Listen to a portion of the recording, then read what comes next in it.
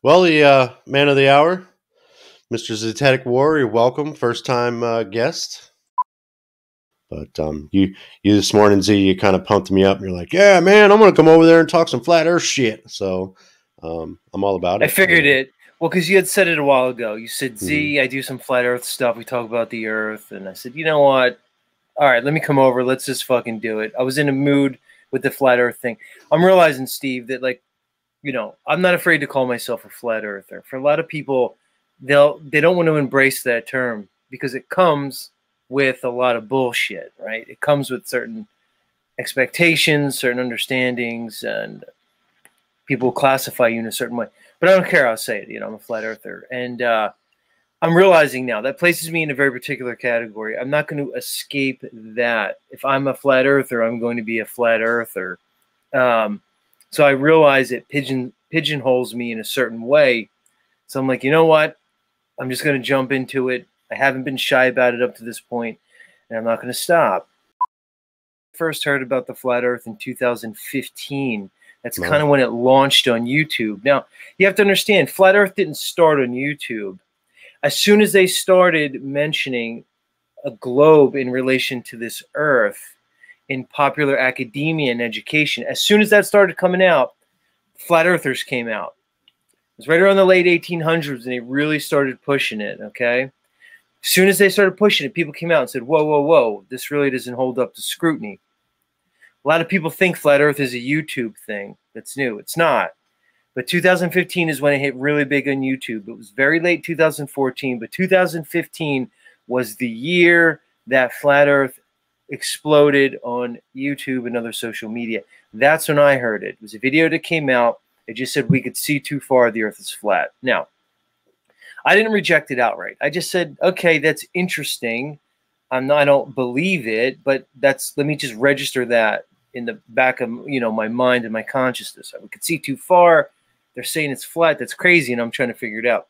It was only 2 years later. It took me 2 years. I wasn't doing intensive research, but I was just kind of listening. I've always been around these communities, right?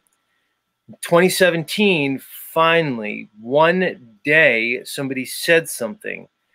The thing they said, it was like the dam broke. When the dam broke, it was the thing that clicked in my consciousness. I had a complete paradigm shift, and it all hit me at once. And I said, fuck, this is a real thing. So it took me 2 years. And then from 2017, I'm a fucking flat earther. Now here we are in 2023 and all the things that, went along with it. So that's kind of was my journey a little bit. It took me 2 years. So like you said, I kind of planted the seed with you 6 or 7 months ago. Now we're here at least having a rational conversation about it, and but I'm a flat earther's flat earther. The thing about flat earthers is we know each other. Like I could see Sean Alke. He knows, we both know we're flat earthers. Mad Mac, we know it. Emmanuel, know it. You see, we just know each other when we see each other. There's certain things we could pick it up very quickly. We know each other when we see it. We see other people. There's the other people. They're like, oh, it could be a globe. It could be flat. Oh, what does it matter? Blah, blah, blah. But flat earthers know each other. We call it like Angela Baby Carson, same thing. You just know him when you see him because it's a vibe and it's understanding. It's a worldview. It's a lifestyle. So that's kind of a little bit about my journey. As far as my life, I mean, there's consequences to being a flat earther. Any flat earther in here knows that. There's consequences. You start going telling your loved one that you think that the earth is level horizontal and it's a fucking flat earth, there's going to be consequences. You start telling Mhm. people at the Thanksgiving table, you start telling your uncle who's the engineer, you start telling your cousin who's some smart mathematician, you tell your old uncle whose father worked for NASA and designed something for the Apollo missions. They're just going to think you're crazy. You're going to be ridiculed. You're going to be minimized. You're going to be made to feel as though you're the fool. There's consequences to embracing a lot of truths. It's not that much different in the past 3 years. If you're a person who said, I'm not sure about this recommendation that popular medicine is recommending for this, so-called pandemic, and people would react similarly. But the flat earth has a particular reaction from people because everyone is already programmed to think it's the stupidest thing you could ever say. Oh, well, people used to think the earth was flat until we became smarter, until we learned. People are predisposed to think it's literally moronic. Now we're walking around here being looked at as the morons. What we understand that most don't realize is the world is under a mass deception, a deception the likes of which are hard to comprehend. And to me, that's the biggest issue with understanding the lies of NASA, the lies of the globe, and embracing that we live in a level horizontal world, is because most people cannot grasp the magnitude of the deception. So because they can't understand how or why such a huge deception could be perpetrated, they reject the evidence that shows that there are no proofs to the globe and heliocentric model. And indeed, all proofs point to a level horizontal world in which oceans do not show curvature. Water lies level and flat when at rest. That's where I like to start. How do we get someone into the conversation without making them run for the hills? You know what I mean? What is the best way to kind of attack that? Here's what I say. I always like to start with this. I like to start with logic. I always start there because the reality is when you start to have this conversation, people's minds are going to go in a million directions. They're going to say, what about all the scientists that say this? What about NASA? What about this? What about that? Right? And they're going to present a bunch of things, but in reality, everything that they'll say will likely not hold up to logic. Okay? So I start with the basics. I say this.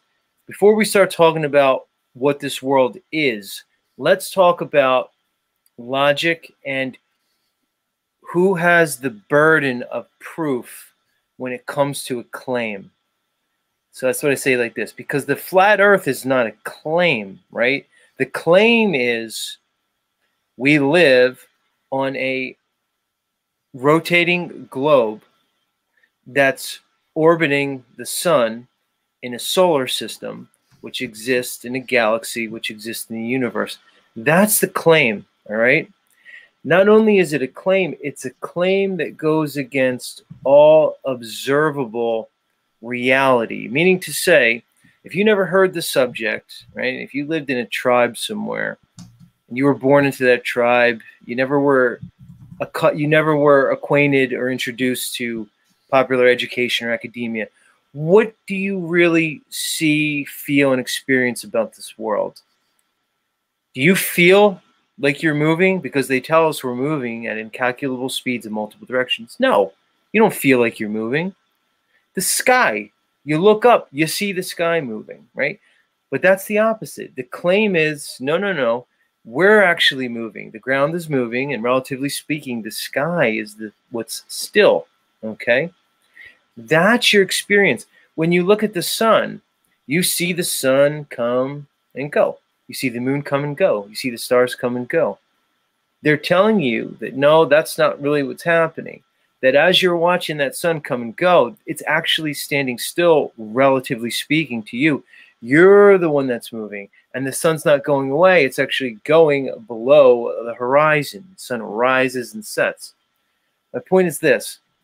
The claim is the heliocentric model.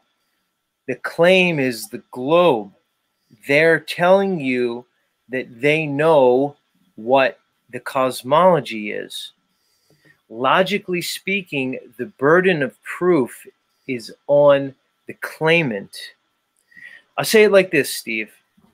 Let's talk about, say I say, Steve, I'm going to make a claim. We're missing a cookie. Somebody stole a cookie from the cookie jar, and it's you, Steve. You stole the cookie from the cookie jar, right? I just made a claim against you, right? Mm-hmm. Who has the burden? Do you have the burden to prove your innocence? or do I have the burden to prove my claim?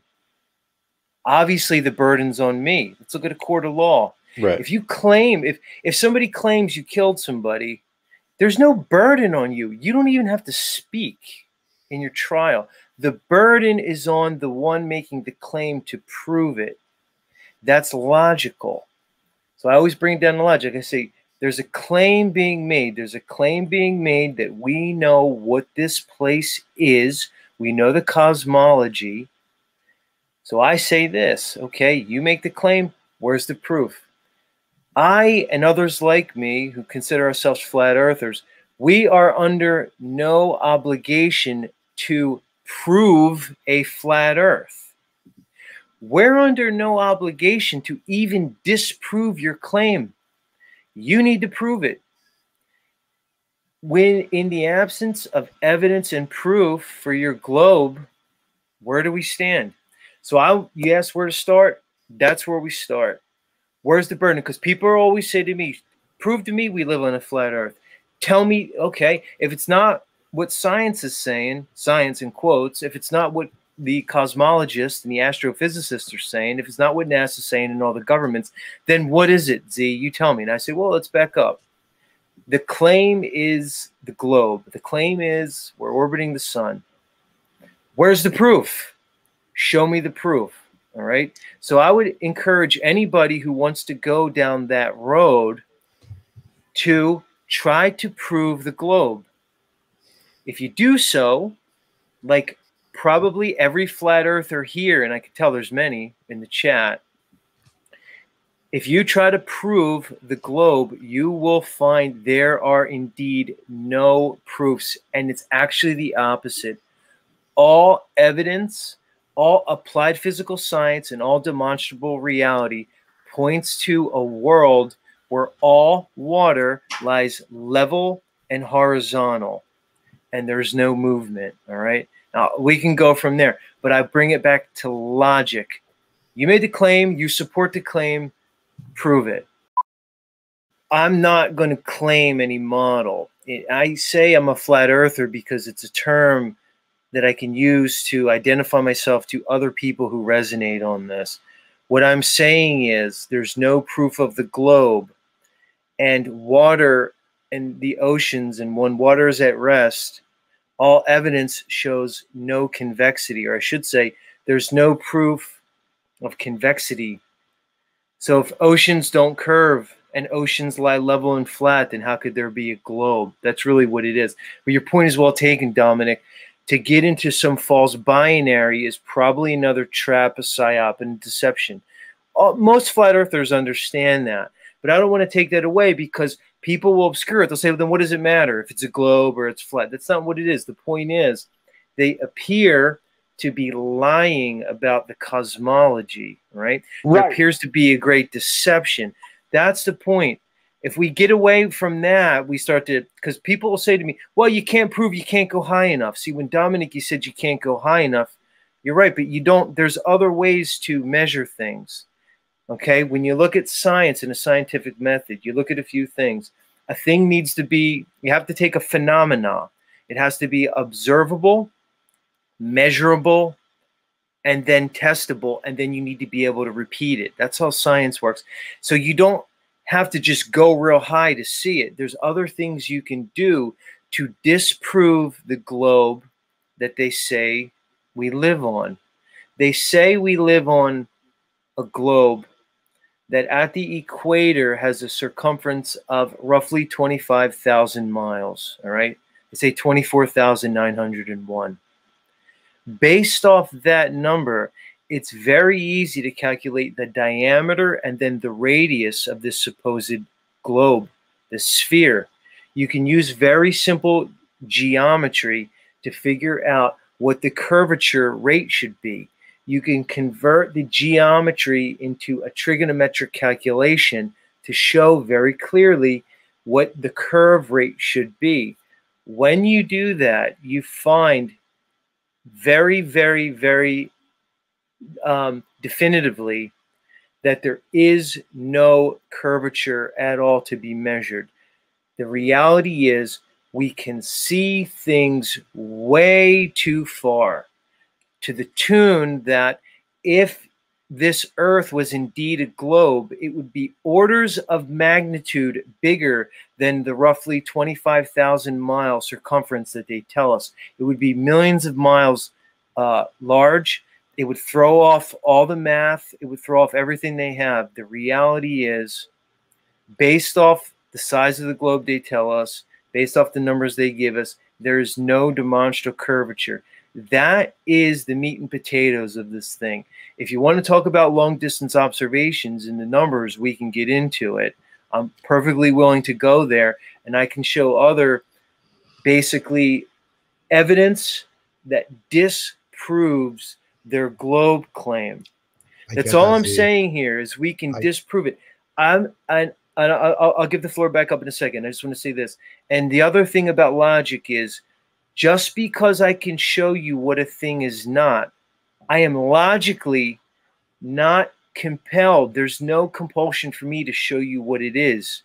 Just because I could disprove something doesn't mean I have to give another theory. That's not logical.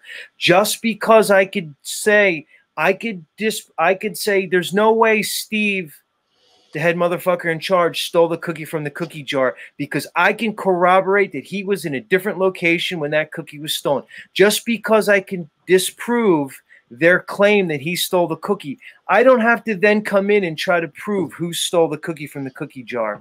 That's not me. I didn't make the claim. I don't have to then give another claim about what this place is, then how do things fall down, what is the sun and moon and stars really doing. That's not logical.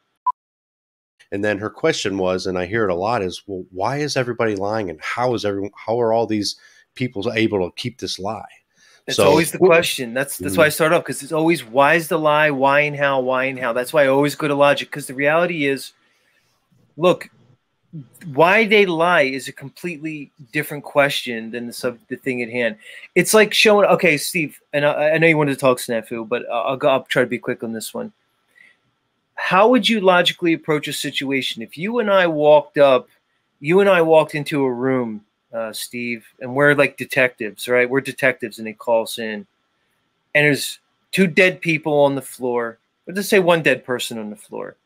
There's blood on the wall. There's a gun. Things look fucked up. What's the first thing we're going to do? We're going to say, what? Are we going to say, why would somebody kill this person? We don't even know if somebody killed them. They could have blew their own fucking head off, right?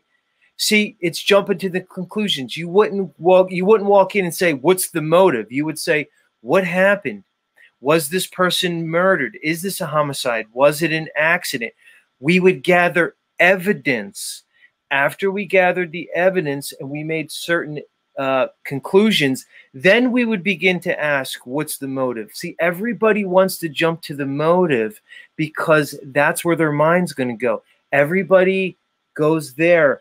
The thing you need to do is evaluate the evidence first, because the reality is you don't know why somebody would lie. There's a million reasons why they would lie about the globe. I can sit here and give you and like people, you know, like your wife, my reasons. I could say, well, here's why they would lie and here's how they would lie. That's only conjecture. I'm talking about demonstrable applied physical science. When you keep it to reality, when you keep it to objective reality, the lie, the reason, and the why and the how of the lie really become become much less important. To answer Steve's question, I'm going to give you, instead of a model, I'm going to give you the map that the militaries use, okay? So when you see all the plannings for both world wars, and even right now, they don't use a globe. They don't use the Mercator projection. The most accurate map used for navigation by the militaries and by the commercial industry is the 1892 Gleason's map. You could look it up and pull it up if you want. That is very likely, based off all practicality, the closest map to this actual 1892 Gleason's map. It's called an AE map or an azimuthal. That's it right there. Yeah. So that's it. I don't know if you can make it a little bit bigger. Yeah. Do the one next to it. Well, you could do that one. Yeah, that one's a little bit zoomed in. So either that one or the one with the red perimeter. All right. This isn't a model. This is the map that is used in war games, in exploration and navigation. You'll also notice, Steve, this map represents the map seen on the UN flag. If you pull up the flag of the United Nations, you will see the same representation on there, which to me doesn't prove anything, but it's at least interesting. What you'll notice is what you said. You have the North Pole in the center, no big surprise, but notice there's no southern hemisphere. The quote-unquote southern hemisphere, which is basically the latitudes which are south of the equator, are represented here. As Snafu said, Antarctica is represented as a ring that surrounds the world, as opposed to a continent on the bottom of a globe. All right. This is the map that is used practically in this world. It's not the Mercator projection that they showed you in school, the one where you saw the world laid out, like if they unwrapped a globe. Right. It's certainly not a globe. This is the one. Now, to go back to the model that I'm not claiming, but the model that's espoused by the majority of the quote-unquote flat earth community, you would see the sun, the moon, and all the heavens, basically the stars and the so-called planets, would all be rotating clockwise, okay, around.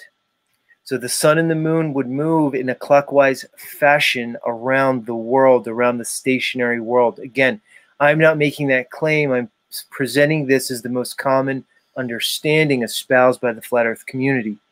And the most common flat earthers that you'll see presenting on YouTube will likely use this map.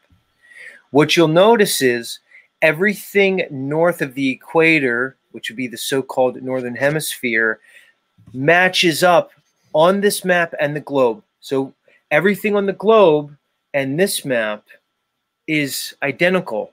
Once you get below or south of, I should say, the equator, that's where you see the difference, okay? And we can go from there. So it's just, when you ask for a model, I'm pointing you to the map that is used demonstrably. The main proofs of a level and horizontal world is that we can see too far. The other thing is, rivers would not be able to exist on a globe. I'm going to give this one to you, Steve, which is my favorite proof. My favorite disproof of the globe is the Nile River. The Nile River is a 4,000-mile river that generally runs straight, has a few twists and turns. I already said that they tell us that the circumference of this globe at the equator is 25,000 miles, all right? Let's just round it to 24 for easy math. If they're telling us that we have a Nile River that's 4,000 miles long and a circumference of this world that's 24,000 miles, that means the Nile River is 1/6 of the circumference of the whole globe. Are you following me, Steve? Mm-hmm. That means the Nile River in length is 1/6 the length of the circumference of the globe. So I want you to picture a basketball, and if you took a string that was 1/6 the circumference of that basketball and laid it on top, that's the Nile River. What I'm trying to point out is the reality is, if the Nile River were to exist on a globe, it would have, half of that river would have to flow uphill to the tune of hundreds of miles. Do you understand what I'm saying? Rivers would be flowing against gravity. The Nile River, or any long river, the Mississippi River, the Amazon River, disproves and debunks the globe right on its face. You see? Well, there's quite a few rivers that flow up, right? No rivers flow up. All rivers flow down. All water goes down. It would only have to. What I'm trying to say is, if we existed on a globe, it would mean that rivers are flowing against gravity. I'm showing that that's impossible. But that assumes that in space there would be no top of the world, right? It's just matters of perspective. So it wouldn't right, actually because it's be not going about the top. Because gravity, the theory of gravity is it's pulling everything towards the center of the globe, which is the center of mass. If we want to get in the upside down thing, that's another thing, because we assume gravity. The only reason you need to know what the only reason someone else talks, so I'll give it up in a second. The only reason you even need a concept of why things go down is because somebody told you you were on a globe. If you take away the globe, you don't need to know why things go down. Things go down because they're more dense than the air around it, basically. Now, I can give you other theories of quote unquote gravity, but the only reason you need the theory of it's called the theory of gravitation, which means that mass is being attracted towards mass, which is based on Einstein's 1915 theory of relativity. That is how they're defining gravity now. But I'm gonna yield on this. The only reason you need to be told why things go down is because they say you live on a globe. If you never were told you were living on a globe, things go down because they're heavier than the air. Plain and simple. The reality is people have to understand that the theory of gravitation proposed, like Machine Lies said, by Newton and then expanded upon by Mr. Einstein, is a theory. It's not a law. It's not a physical law. See, that's what people have to understand. A theory will always be a theory until it's proven. A law will always be a law until it's disproven. The reality is the theory of the globe, the theory that we're orbiting around the sun, is not proven, and more so goes against all the laws of physics. I tell people you don't live on a globe because the globe is physically impossible. It can't exist because it violates all the fundamental laws of physics. Plain and simple. Plain and simple. Because if we were moving in the way they say we're moving, we would feel it. We would see it. All right. If we were existing in an atmosphere next to the near perfect vacuum of space, it would be impossible. You can't have that situation. You can't have atmosphere existing next to a vacuum. It violates every law of physics there is. It only doesn't make sense because when you bring this topic up to people, they're presupposing the model that they were taught. That's what people can't buy. It's a begging the question fallacy. I'm going to bring it back to logic, because when one is trying to prove something, it's a logical fallacy if you're presupposing the very thing you're trying to prove. People presuppose globe from indoctrination, and that's the problem. People are no longer taught how to think. They're actually taught how not to think. So I wanted to go back to the railgun. I guess Yeah. you had already spoke about the railgun, Z. Is that what Well, I else spoke did you about know? it maybe a couple weeks ago on my show. So the railgun is a Navy. It's basically a modern day cannon. All right. So it shoots a projectile. It shoots a 7-pound projectile. All right. At over Mach 7, almost Mach 8. Okay. It shoots a projectile line of sight 115 miles. All right, Steve. It's a cannon that shoots a 7-pound projectile 117 miles. It uses electromagnetics. All right. I It's, understand. to I mean, me, I know the railgun. I was just curious of all right. where this is fitting into. Okay, so I want you to think about it. So 100 miles. Now, we told you that I said that they tell us that the globe that we live on has a certain circumference at the equator, and that's roughly 25,000 miles. The reality is, at 100 miles, there should be over 1.5 miles of drop. Do you understand? That means there should be 1.5 miles bulge of earth in between that gun and the target, dude. That's like 8,000 and some feet. The question is, how could the railgun hit a target 115 miles away when there should be 1.5 miles of drop. What I'm trying to say is that target should be occluded by a mountain of either earth or water, right? What I'm trying to say is the railgun, its existence debunks the globe on its face. The railgun could not function on a globe. Not only that, everybody says Coriolis. We're all told snipers have to account for Coriolis. If a sniper would have to account for Coriolis, imagine how much they would have to factor in Coriolis at 115 miles away. You would have to know the direction you were on. You'd have to know the latitude and, again, the direction you were facing. The point is the existence of the railgun and the fact that it could hit a target 115 miles away, a line of sight, debunks the globe on its face. It's impossible. And many things about the military, because I'm assuming you have a number of military listeners, there's many things in the military that debunk the globe. I want you to think about this, Steve. Say you have a submarine. That periscope comes up out of the water. That periscope can see a boat at putting pretty much this measurements that exceed what the curvature rate should be by magnitudes. That scope, that periscope, debunks the globe. You have to remember, guys, if we live on a globe that's 70% water, that water has to bend and curve. That's the part that people have a hard time understanding. What I'm telling you is all evidence points to a reality where water, when at rest, lies level and horizontal. Water level is what we use to define level. You use a spirit level.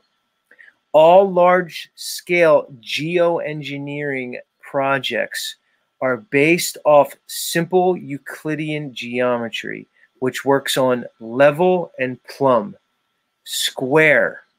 There's no earth curve calculated anywhere in a large-scale project. I'll put it like this, Steve. Say we want to build a bridge, right? Me and Steve, they're commissioning us to build a bridge, right? We're both engineers.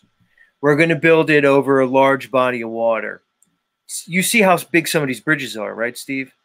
Some of these bridges are huge, like in China. They go on for miles and miles. Now, you're on one side of the lake, the river, whatever, you know. I'm on the other side. So we're going to start building this bridge, but you're going to do the one side and I'm going to do the other side, and our projects are going to meet in the middle, okay? The reality is when I'm building my part and you're building your part on the other side of the water, we're not building up to account for earth curve.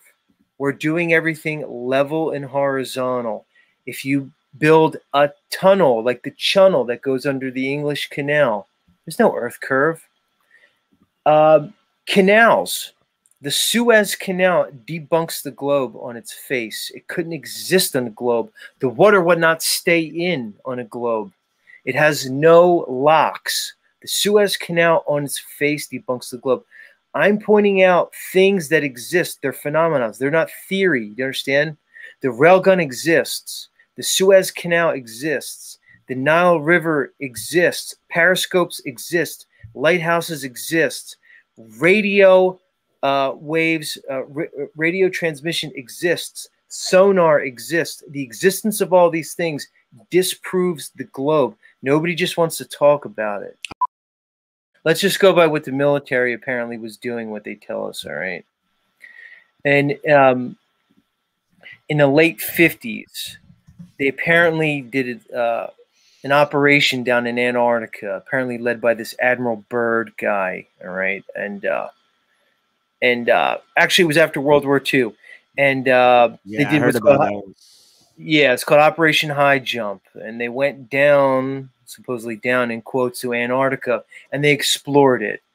Apparently, what they found was very enlightening. Yeah, the shit very that enlightening. says about it is crazy. He's like talking about a hole and like stuff coming out of it. Isn't that right, Z? That was with the North Pole. He went to the North Pole too. Yeah, That's a different story, but similar. He went. But He went to both of them.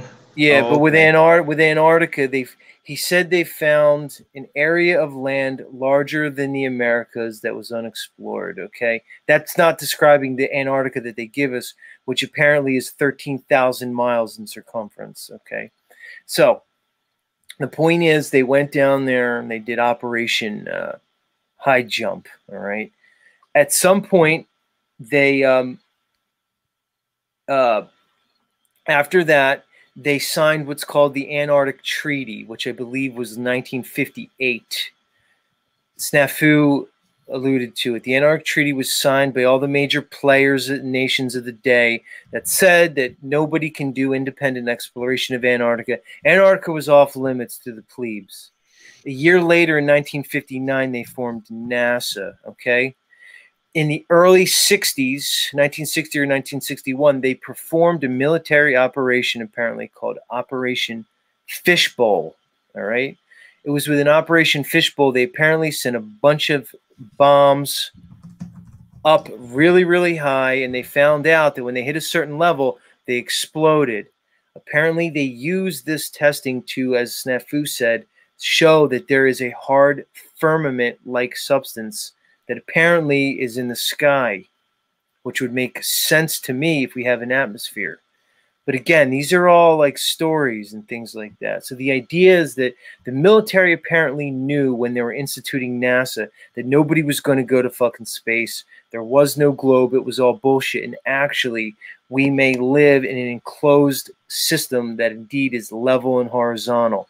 It goes back to what Snafu was saying. The military knows. It's not just a bunch of goofballs like Z on the internet coming up with theories. It's just that the people in the know are aware of information that they're keeping from us, which goes back to the deception. The military knows. The people who run shit know. This isn't like something that they're unaware of, which begs the question that people are always going to say, well, what is NASA? What does that mean? Are they just faking everything? And that's a completely different story. But what you want to look at, you look at Operation Deep Freeze. If you want to do the research, you look up Operation Deep Freeze, Operation High Jump.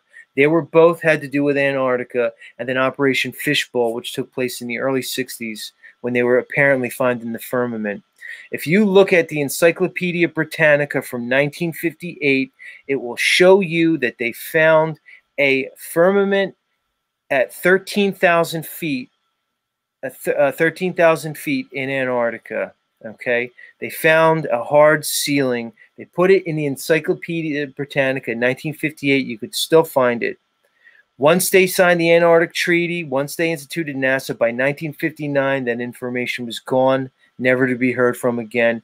Steve, Flow State, Machine Lies, and Snafu, if we had $1 billion each and we wanted to go to Antarctica, they wouldn't let us go. We'd have to get permits. We'd have to go through a governmentally approved company. They would bring us down to a small peninsula. They would show us some penguins, and they would turn us around. We cannot go to Antarctica. We can go to Mount Everest. We can explore everywhere else. But for whatever reason, we can't go to Antarctica, and that's a fact. So, yeah, so as far as the firmament, whether there is one or not, here's what I'll say. A couple things. One, there has to be some type of container because, as like I said, if we have an atmosphere, see, you could measure the atmosphere. It's something like 14.7 psi at ground level, all right? And then there's a gradient, okay? So there's less pressure as you go up. There is a gradient of pressure. But nonetheless, we live in a pressurized system. The reality is you cannot have a pressurized system existing next to a negative pressure system without a container. If you have a propane tank, you need the tank. Once you remove the tank, once you pierce the tank, the pressure will equalize violently and instantaneously. Air pressure equalizes in all directions with no downward bias, okay? That is the second law of thermodynamics, of entropy. Most people associate it with heat. It works with heat too. But the second law of thermodynamics shows that gas pressure will seek an equilibrium. You cannot have a pressurized system existing next to a vacuum without containment. It goes against all the laws of physics. Only a theory of gravity can tell you otherwise. And again, it's just a theory. Nothing shows it. But that wouldn't apply to the sun. How would you explain the sun holding together, though?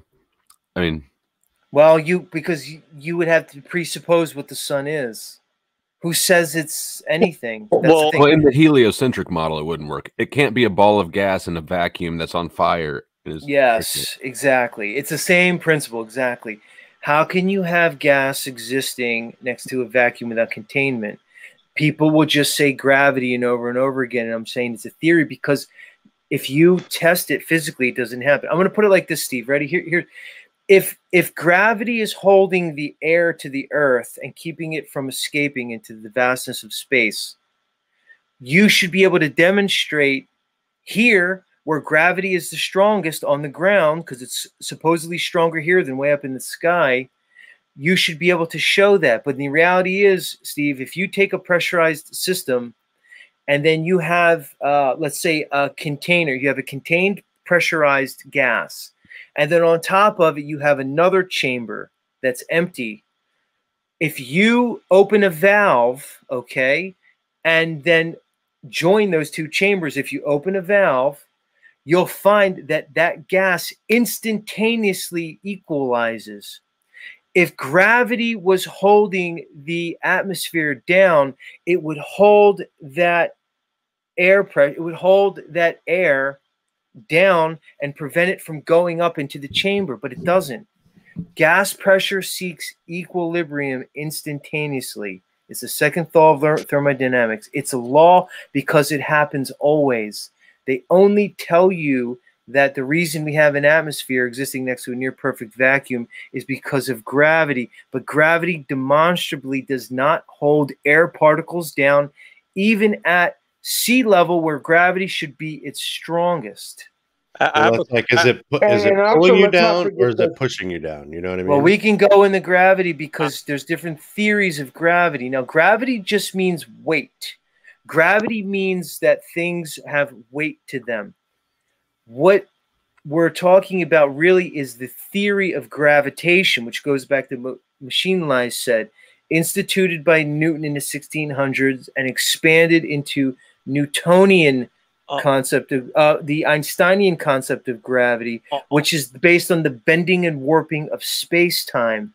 But the reality is, if you ask me why things go down, I can tell you very simply, because they're more dense than the surrounding air or the surrounding water or whatever the medium is. Things that are less dense rise, like a helium balloon. On that note, I want to mention two things that I've heard that I don't know much about. One being that heliocentrism is tied to Luciferianism, and number two would be that like people like Mean Mr. Mustache and like the Vril Society and all this are like like a lot of occultism in general is tied to flat Earth. Do you know anything about those two aspects of it? Because it seems to keep coming up the more I try to find out like the why question. Like. All right, here's what I'll say. You said heliocentrism. Here's what you said: heliocentrism. Helios is a sun god. You can look it up. There's a sun god, Helios. Many people say, as you did, that for occult ritualistic reasons, they metaphorically and metaphysically designed a model that places the sun in the center of everything as opposed to the earth.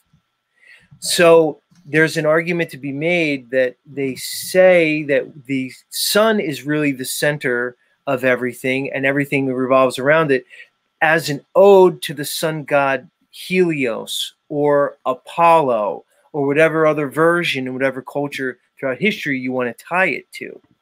So there's that. Now, as far as occultism around flat Earth, I really can't speak to that except saying maybe these mystery schools were just aware that we live in an earth that appears to be flat, or should I say level and horizontal. Flat's not really a shape, it's a description.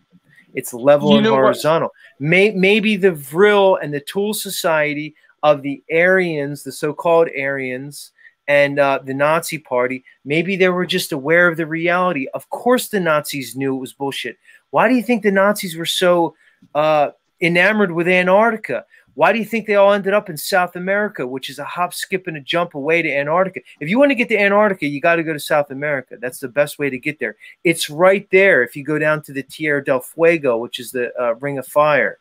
Not the Tierra del Fuego. Yeah, maybe that's – I got to look up the article. But anyway, it's the southern tip of South America that's right near Antarctica. Why the hell were they all there? Why were they so interested in Antarctica? It goes back to what the original gentleman was saying. Are there other lands out there that they're hiding from us? Are there other beings out there? Why the secrecy around Antarctica, and why were the Thule Society and the Nazis so associated with it? The Nazis were just basically the modern incarnation of the Aryan understandings. When they say Aryan, it's not what we were told. We know Aryans as the Nazis. The Aryans were a culture that preceded the Vedic culture, which is the Hindu culture. The Aryan culture may be the oldest culture that we could point to on this earth, even older than Sumerians. For some reason, the Tool Society and these occultists were very interested in Aryan understanding, which would probably show the true nature of this earth. So, Z, you see this asteroid Bennu? Do you believe that? Yeah. Do you believe that was a real mission? No, I don't believe anything the NASA says. I'm not saying everything's complete bullshit, and they may be up to other things, but no, I don't believe that they went 15 billion miles out into deep space, took a sample from an asteroid, came back, and then studied it. No, I don't believe it at all. You saw how they were making a big deal about how they were just so shocked that there was dust on everywhere. I saw them make a big deal in the summer of 1969 where they had everybody watch Neil Armstrong and Buzz Aldrin walk on the moon too. I saw that, man. It's just par for the course, man. It's just par for the course. The reality is, if we can go into outer space, if outer space was a place that we can go to, if the moon was a place we can go to, they would have never needed NASA. The Air Force would have did it. You wouldn't have needed NASA. If there were, you would have expanded aerial technology and flight technology to space. NASA was created as a complete deception, as Snafu noted. It's complete bullshit. NASA was founded by and instituted and led by one Werner von Braun, who was a former Nazi SS officer that was brought over here with all the rest of them in Operation Paperclip. Well, everything's occulted. Everything they do is occulted. All of it. It's ritualistic. It was carried through the mystery schools. Most of it is based off the ancient mystery school of Hermeticism, instituted through the Kabbalion. This is what they follow. This is very likely. You see it in the mystery schools. You can see it in things like the Theosophical Society that was brought up. You can see it in the Golden Dawn. Okay, you can see it through all the principles of Hermeticism. These are mystery schools. It appears as though the true information has been carried by the elites throughout the years. It's been obscured from the average plebe, all right? And they presented us with a religion, a cosmology, an educational system, and a history that appears to be completely made up and instituted for control and deception. That's the sad reality. And it goes back to what I said at the beginning. Most people cannot grasp the magnitude of such a deception. So in the face of information that contradicts the reality that's been presented to them, they will reject it because they are not prepared to face it, because the information challenges their entire paradigm, their worldview, the lens through which they see this world. Our very identities are based on the deception, on the conditioning. To embrace the things that we're talking about tonight challenges one's identity, the foundational way that they view themselves in this realm. It's too hard. It's too hard for people to let go. So they will abandon logic and they will emotionally cling to the fantasy that's created for them, because the consequences of opening oneself up to the truth is too difficult for almost everybody. Like, I know you're extremely, you know, educated in this level of you know, the scriptures and text. Let's just say, it's a hypothetical. It can be proven that we are literally on a globe. The solar, everything that we were taught, let's say it was actually true. And even though we went and tried to find the flatness, how does that change everyone's religious, you know, history? Like, well, here's the thing though, Steve. Most religious people now believe in the globe and all that stuff. If you went to the average church, if you, Steve, went on Sunday to church, closest church to you, whatever denomination, and you interviewed everybody in there, every single person except maybe one or two out of 100 is going to tell you, yeah, it's a globe, it's a heliocentrism, it's this, it's planet. They're all going to say it. So there is no contradiction. There's no separation, man. When people like me talk to religious people, you would think it's like what you said. They would be like, yeah, man, God said he separated the waters from the waters in Genesis. Then he created the sun and the moon. And then there was a flood where he opened the floodgates of heaven and stuff. No. All the religious people, they're just embracing the globe, man. That's not it. Well, I was going to say about the Bible, man. If you look at the Bible, what does the Bible say? It says the world was created by God in a very specific way. It describes it in a very specific way, all right? If somebody was strictly doctrine-following Bible believer, they should no way believe in a globe. It's completely contradicted by Scripture. That doesn't mean that proves anything. I'm just making a point. I'm not saying Scripture proves a flat Earth. I'm not even saying that because I or anyone else adheres to Scripture that made him become a flat earther. The reality is, Steve, that it's the opposite. When people discover they've been lied to and they live in a level horizontal Earth that could be called flat, that brings them back to spirituality, because they realize, oh, if it's not what they're telling me, if it's not a big bang, that means it's not evolution. It means that we live in a creation, and a creation implies a creator. You see? So you asked me why I think they're lying about this. Right.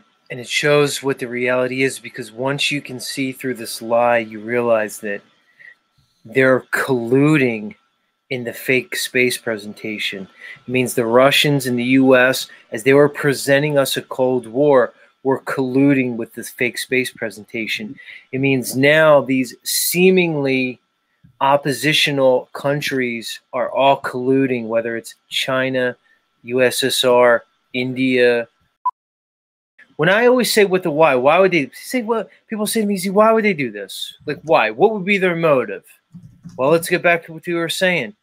Everybody, 99.99% of the population of this world is under the belief that they live in a infinite universe with ever-expanding galaxies. They're under the belief that they themselves evolved over billions of years from a single-celled amoeba.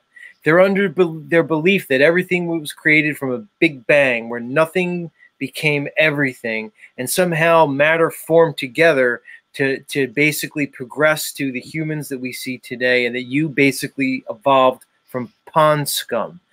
Everybody just believes it. No one's just thinking about it, but it's a belief. It's an underlying foundational understanding that people hold unconsciously.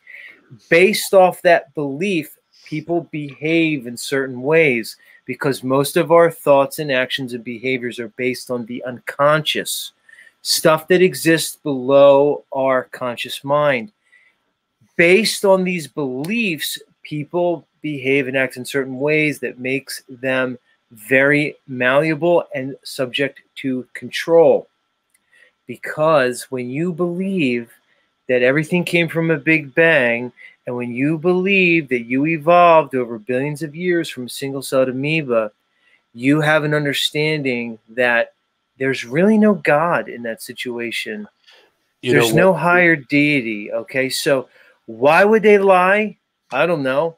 Because if they can trick you away from noticing the creation that, for me and people like me, is quite obvious, they can trick you away from understanding that there is a creator. That's why I think they lie.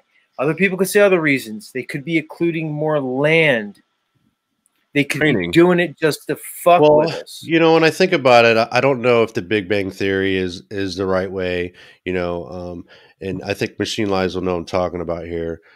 Again, I'm a fucking Star Trek fan. Love the show. Like I literally, you know, use that in my daily life.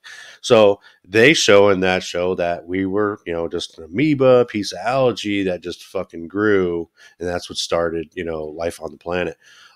It makes sense to me. I don't have really anything. I guess maybe there's a question. So that making sense to me. What could you do to make me think that that's not how life got on this planet? Just like people just automatically drop on there, and all of a sudden we're writing shit and we're reading shit. I'll go back to what I said before. Just because I can falsify a thing does not oblige me to give you a new thing. Meaning, say, just because I can tell you that, just because I could falsify evolution and show that it's bullshit, doesn't mean I then have to say, well, this is how people got here, because that's a logical fallacy. You see what I'm saying? So what I can say is the reason there's no evolution is because there's no proof of evolution. The reason there's no evolution is because, again, it's physically impossible. Things don't become more complex. The law of entropy shows that things seek equilibrium. They degrade from more complex to less. They don't go from less complex to more. There's nothing in nature anywhere. There's no phenomena to show that. It's only a theory, an unsupported theory. That's why it's called the theory of evolution, because there's no proof for it. I can give you any theory you want. It's just a theory that's being promoted by large scale, like the theory of everything. I can give you a theory on whatever you want. Until I could prove it, it's still going to be just a theory. It's just they say the theory so often, it's proclaimed by the so-called authorities, and it's placed into our consciousness from the earliest age that we can even like view anything. The earliest cartoons, TV shows, school, it's all about evolution, dinosaurs, solar system. These things were presented to us at such a young age. We presuppose them as fact when the reality is they're nothing other than belief. You know what I mean? And if you consider the complexity of just even like an eyeball and think about that in terms of evolution, how could you have an eyeball evolve the way that it's explained? Are you going to have like the iris show up and do nothing for generations, or does it all just pop out at once? Then do two individuals both have the same mutation manifested? You know, it just doesn't work. They just present a time frame that's so great that it just boggles your mind. It's the same thing they do with the astronomy. They just give you these stars that are so far away, trillions of miles away, multiple light years away, that it just boggles your mind. Well, you got to think about it. That's just how they do it. They just say, well, you don't know. You'll just, I think this is what it is. This is what, you know what I mean? Everything. You'll defer to the experts. You'll do what everybody does. They defer to the experts. Somebody knows. Let's say, what would you know, Z? Don't you know there's scientists that went and they spent years and years and got a PhD and they studied this? They'll defer to the experts, which again, I will point to logic. There's a logical fallacy.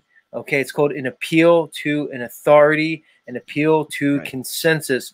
Just because a bunch of people say a bunch of shit, no matter who they are, no matter if they're wearing a white coat, no matter if they have a degree from Cambridge, Harvard, Princeton, it doesn't matter. It doesn't make it true. It's just a bunch of people saying a bunch of shit. It's one of the prime logical fallacies. Of interest. They have a conflict of interest in telling the truth if they've got their time, energy, and status invested into a lie. Well, they'll need a job. Well, say, look at the doctors over the last 3 years and how they all capitulated, even the ones that knew better, because they were too invested back as to why they would even do it, I look at it as a training exercise more than anything. Whether it's religion and the Trinity, for instance, in Christianity, or the globe Earth, all of these like macro beliefs are training people to ignore their own experience in favor of what they're told. It's all just obedience training. You nailed it, man. Because if you can get people, if you can get the mass of humanity to believe in something that contradicts their experience, it contradicts their entire reality, you can get them to do anything. If you can convince a bunch of people that they're moving when you obviously know you're not moving, you then have a society ripe for control.